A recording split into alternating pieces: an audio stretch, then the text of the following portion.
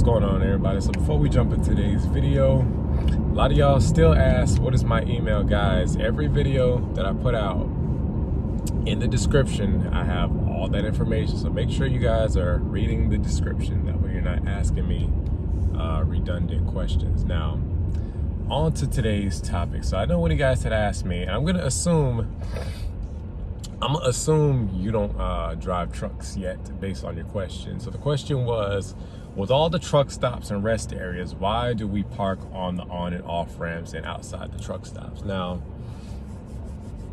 like I said, based on your question, I'm gonna assume that you're not a truck driver.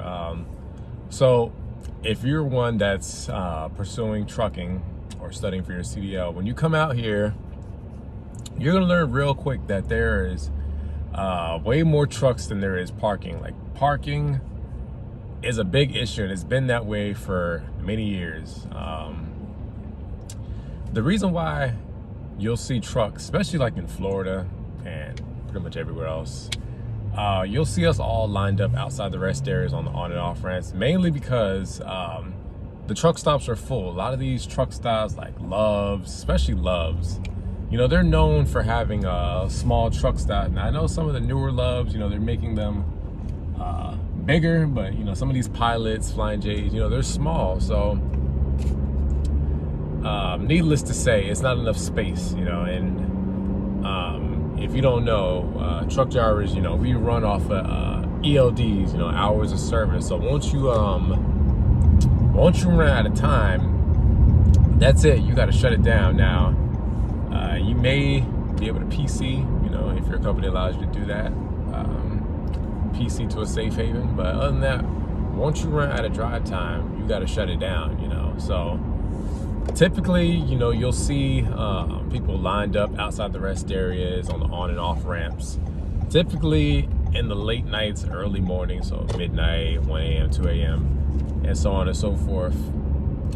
Now, trust me, we're not doing this just because let me tell you, sleeping on and off ramp is not comfortable. You know, I've done it numerous times. I still do it to this day. Now, even though I'm not sleeping in truck stops, you know, when I'm taking my 30-minute break, you know, typically the truck stops are gonna be full. So I'll be somewhere, you know, on 75 or I-10, you know, on a shoulder, you know, taking my 30 or what have you.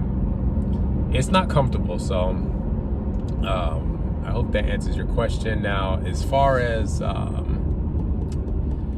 one might think, oh, it's poor trip planning, but like I said, if you start late in the day, your 10 hours, I mean, your drive shift is going to end, you know, typically in the late nights, early morning. And you're going to learn real quick. A lot of times, once that sun goes down, drivers are pulling in the truck stops to park. So typically around 4 and like, let's just say 7 p.m.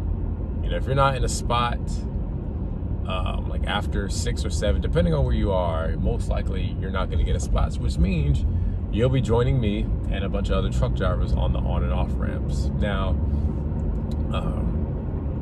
make sure you're careful doing that, because some companies, you know, they may not allow that. You know, they call it sit and duck. Some companies don't allow that. And you also got to be careful of where you do it, because some states, you know, they're really strict on truckers parking on the exit ramps, the entrance ramps. I know Arkansas, they're really big on that. They actually busted me when I was OTR for that. Luckily, he didn't give me a ticket. He just said, like, hey, get off my ramp, basically. So, yeah, I hope that answers that question. And I'll catch y'all on the next one.